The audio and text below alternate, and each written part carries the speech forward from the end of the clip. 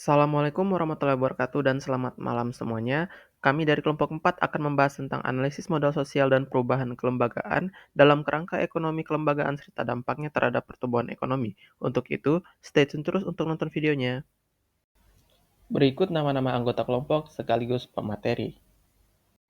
Jurnal 1 yang berjudul A Theory of Endogenous Institutional Change, penulis Anfer Gerif dan David Latin 2024. Sumber American Political Service Review Vol 98 nomor 4. Tujuan penelitian menjelaskan bagaimana dan mengapa institusi dapat berubah dari dalam dirinya sendiri secara endogen tanpa dipicu faktor eksternal. Konsep teoritis kunci yang pertama ada quasi-parameters, faktor internal yang berubah perlahan seiring waktu. Yang kedua ada self-reinforcing dan self-undermining proses.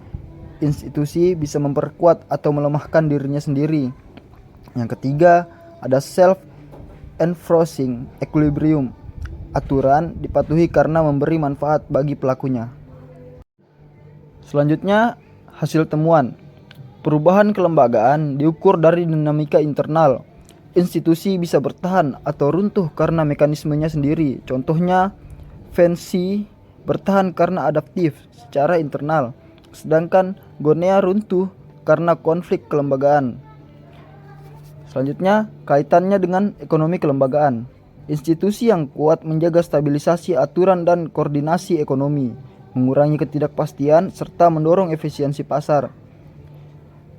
Kaitannya dengan pertumbuhan ekonomi, semakin stabil dan adaptif suatu institusi, semakin tinggi potensi pertumbuhan ekonomi karena pelaku ekonomi merasa aman berinvestasi. Untuk jurnal kedua berjudul Mengenal Pemikiran Old Institutional Economic atau OIA dalam ilmu ekonomi kelembagaan yang disusun oleh Muhammad Firmansyah dan terbit pada tahun 2020. Sumber jurnalnya adalah Jurnal Ekonomis pada Maret 2020 di Universitas Mataram. Tujuan utama dari penelitian ini adalah menjelaskan dasar pemikiran Old Institutional Economy atau OIA yang menolak teori ekonomi klasik dan menekankan peran nilai, budaya, serta dan kelembagaan dalam aktivitas ekonomi. Hasil temuan dari penelitian ini adalah OIA menegaskan bahwa perilaku ekonomi manusia dipengaruhi oleh lingkungan sosial dan budaya. Tokoh-tokoh seperti Veblen, Commons, Michel, dan Ayres memberi dasar berbeda bagi pemikiran kelembagaan. Kaitannya dengan ekonomi kelembagaan, di mana OIA menjadi fondasi ekonomi kelembagaan modern yang menilai ekonomi sebagai hasil interaksi sosial bukan sekadar rasionalitas individu, serta kaitannya dengan pertumbuhan ekonomi di mana kelembagaan yang kuat mendorong efisiensi dan pertumbuhan ekonomi, sedangkan kelembagaan lemah menimbulkan ketidakpastian dan menghambat pembangunan. Untuk jurnal ketiga, judulnya Social Capital, Institutional Change and Rural Development in Transmigration Area West Muna Regency, Indonesia. Penulisnya Ahmad Imron Rozuli, Laude Mahfadi Afala, Muhtar Habodin, dan Anif Fatmacawa. Dipublikasikan pada tahun 2024 dengan sumber Masyarakat Jurnal Sosiologi tahun 2024. Tujuan utama penelitian ini adalah untuk memahami bagaimana modal sosial dan perubahan institusional berinteraksi serta berpengaruh terhadap proses pembangunan pedesaan di kawasan transmigrasi Kabupaten Muna Barat, Indonesia. Konsep teoritis kuncinya ini ada tiga dengan pertama modal sosial yaitu kepercayaan dan jaringan yang mendukung kerjasama komunitas. Yang kedua perubahan institusional di mana kepercayaan dan jaringan mendukung kerjasama komunitas. Dan ketiga, pembangunan pedesaan itu meningkatkan kesejahteraan yang dipengaruhi oleh modal sosial dan kelembagaan.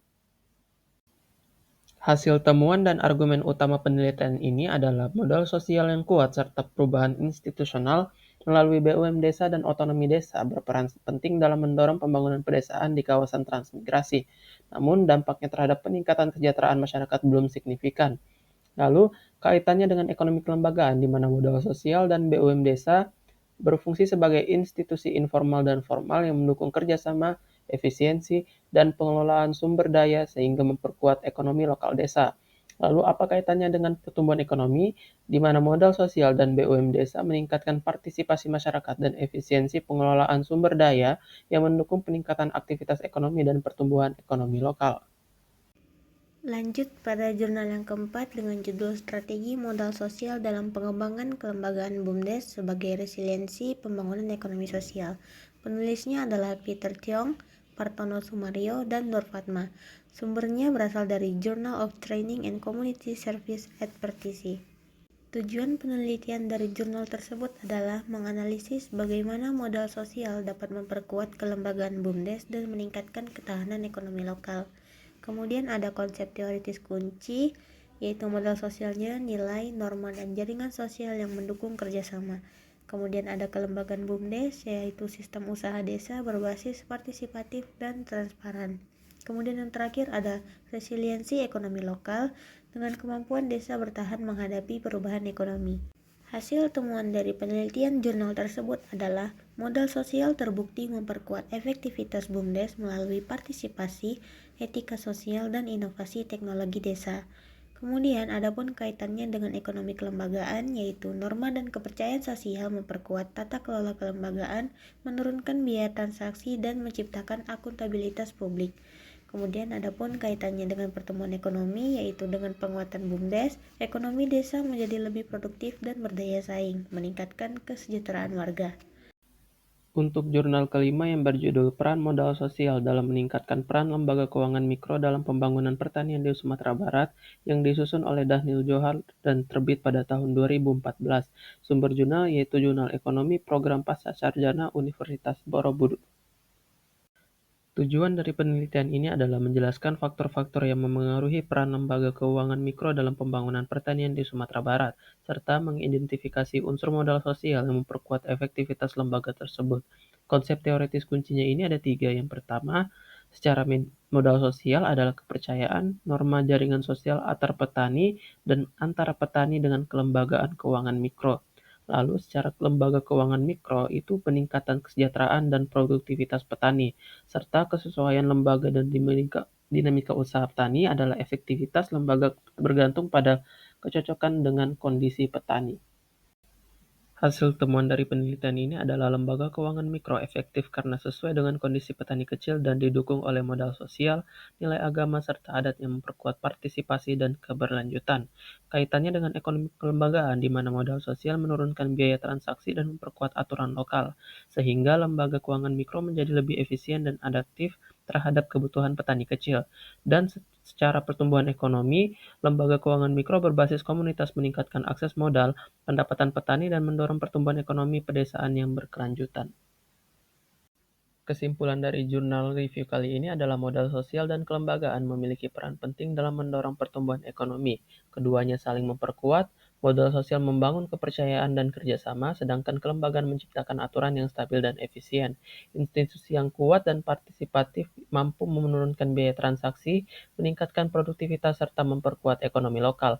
Oleh karena itu, pembangunan ekonomi yang berkelanjutan harus dengan pada nilai sosial, kepercayaan, dan kelembagaan yang berintegritas agar pertumbuhan ekonomi lebih inklusif dan tahan terhadap perubahan.